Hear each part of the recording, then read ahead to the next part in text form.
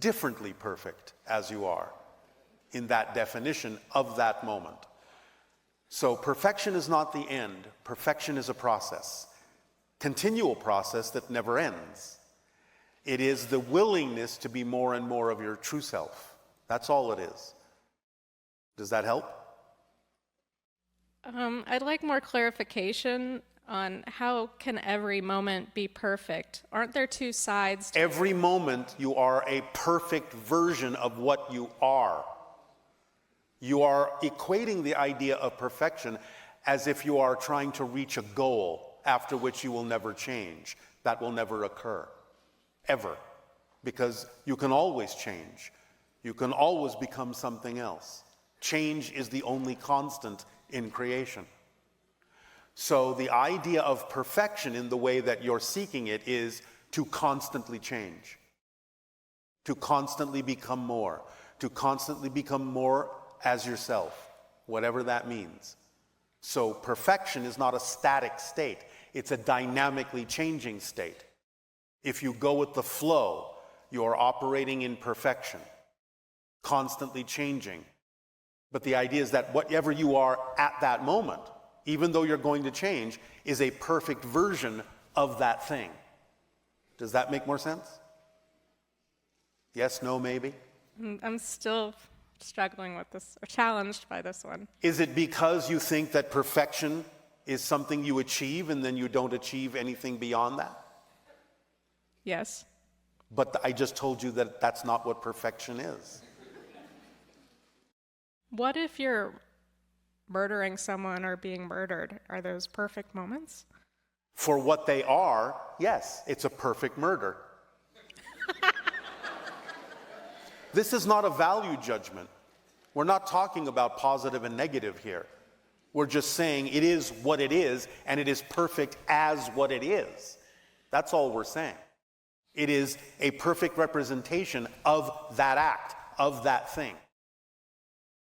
Using perfect in that way simply as a definition of what is it that's going on. That's all we're saying. We're not making value judgments here. Are you associating a value judgment with the word perfect? Yes. Why? That's a good question. Thank you. Do you have a good answer? Not at this moment, no. All right. That's a perfect answer.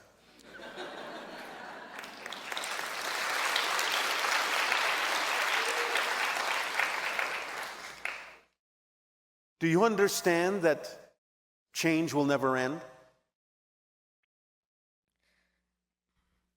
I guess I haven't internalized that. What do you think it would look like if you achieved perfection? Can you describe it to us? I feel like Give us an example. I'd be out of debt, I'd have lots of money, I'd have... Oh, I see. This is all connected to finance. Well, my body would be healthy, I'd be in a state of joy and ecstasy all the time. Your body would be healthy. All right. You would have all the money you want. Do you understand that there are different forms of abundance? I do. Do you? I do. Can you name them?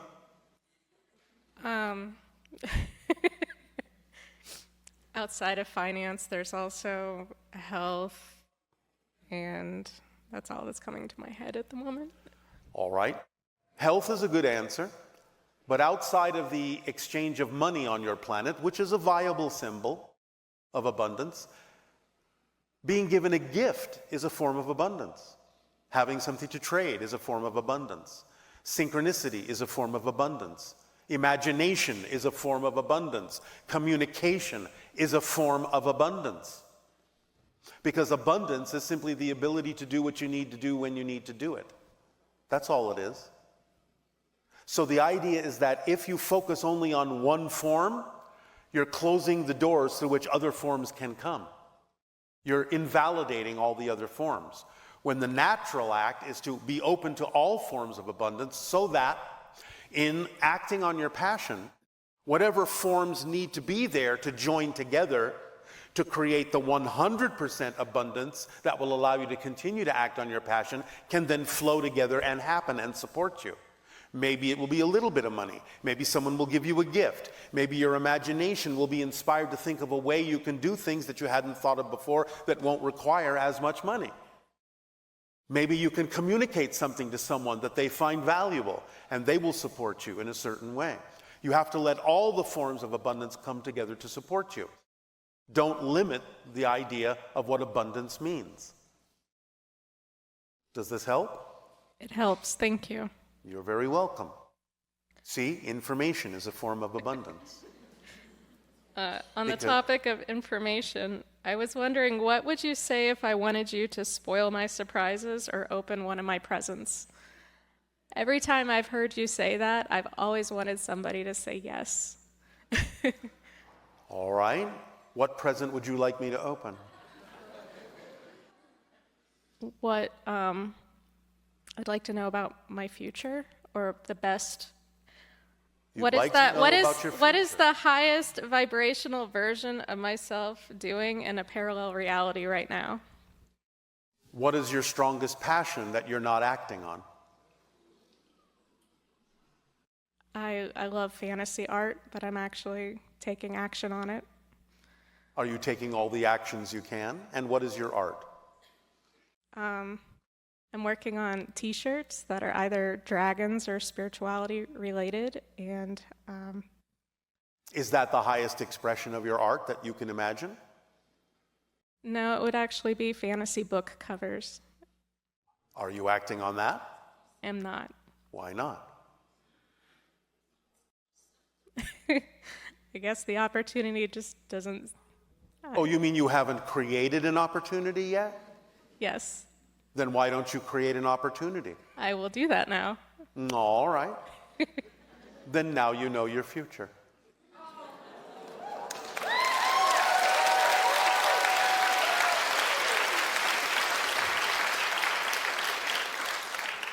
Or not.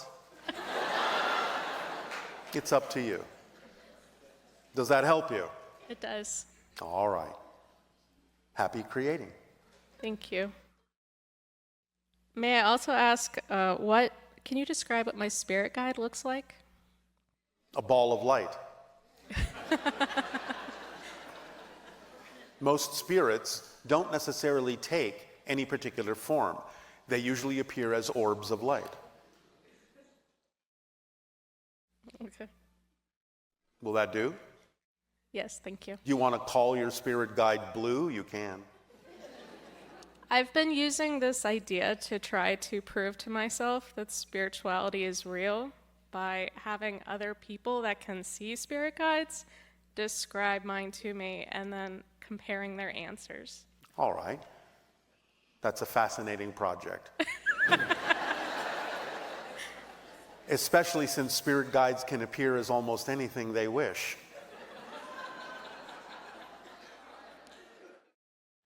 Is there any other way I can prove spirituality to myself? Be more spiritual.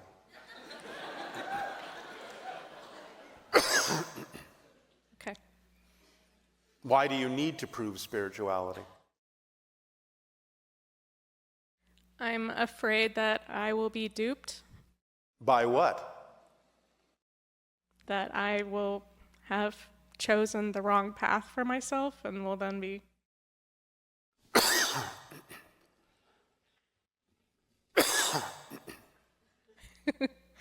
Bless you. The body is not sneezing.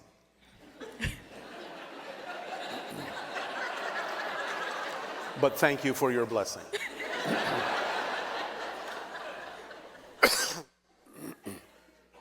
The body is synchronistically representing the idea of choking, which is what you're doing on physical reality. Suffocating. The idea is you are a spirit. Are you afraid that you will not continue after you die? Is that why you're trying to prove it? To a degree, yes. Do you understand that you cannot cease to exist? I fluctuate between believing and not believing. It's not about believing. Do you understand how things work? Do you know that once you exist, which obviously you do, you cannot cease to exist? You can change form, but you cannot cease to exist. I don't know it, no. Existence is its quality. That which exists cannot become non-existent, because by definition, non-existence doesn't exist. That's its quality, to not exist. So that which exists cannot become that which doesn't. Do you understand this concept? I think it's a fun wordplay, but I can't internalize it. All right. Then I would caution you to simply not worry about it. To live your life as fully as you can, to follow your passion. For even if it were true that there is nothing else afterwards, why not live the fullest life you can anyway?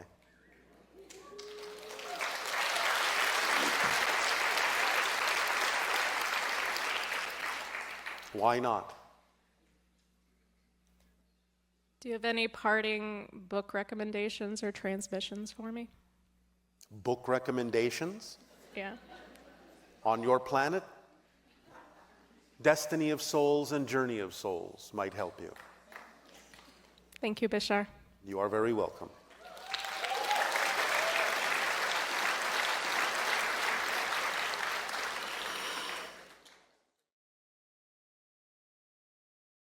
All right. So I actually woke about 3 years ago, and like through a past life regression, I realized I was a mantis being. You are what? That I am a mantis being. You are connecting to Yes, a mantis. I am connecting to the mantis. It's not you. You're connecting to it. That's correct. All right. Yes, I know that's correct. Yes.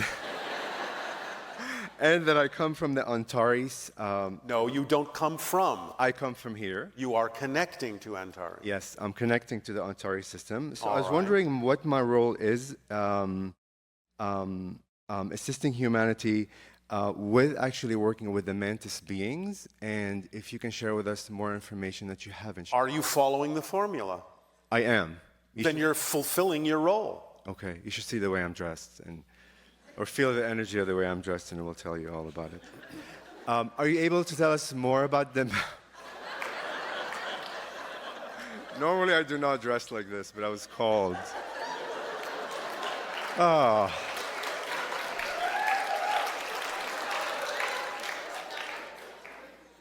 So can you tell us more about the mantis beings? They are the overseers of the hybridization program.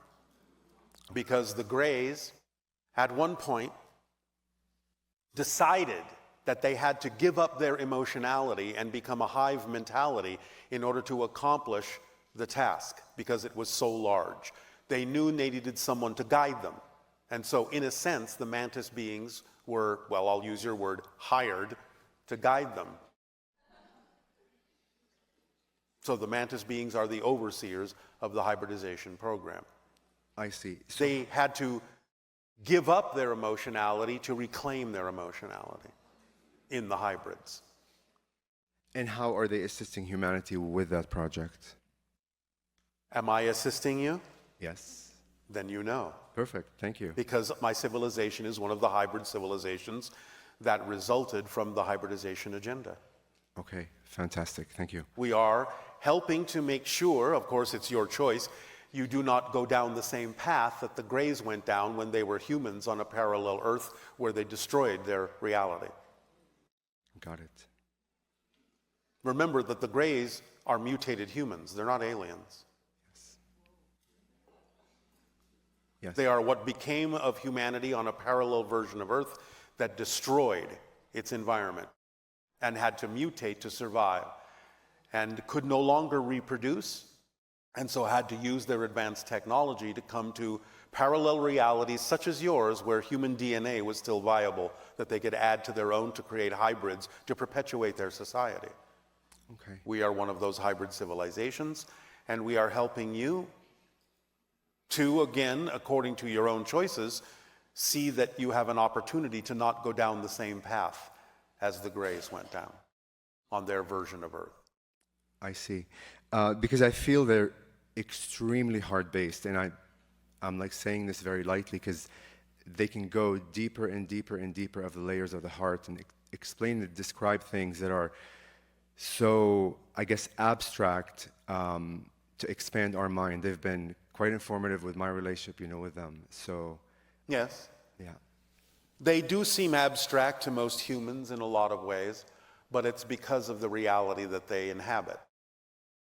It doesn't always interpret straight across to the understandings of your reality.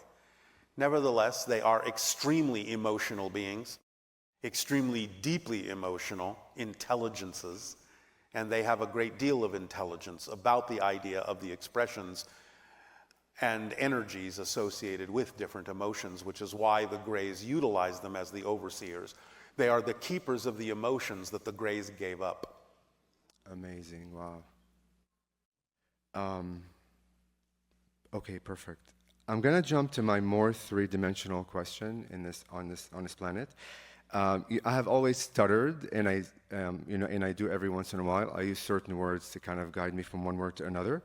So why did I choose as a soul like speech impediment, and how am I able to train myself and others to speak with ease?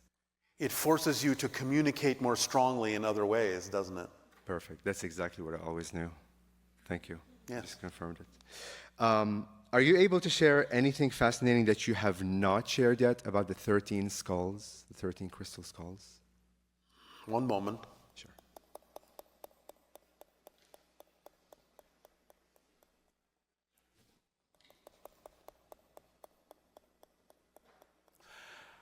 Have you visited what are called the Serpent Mounds in your area of Ohio? On my list.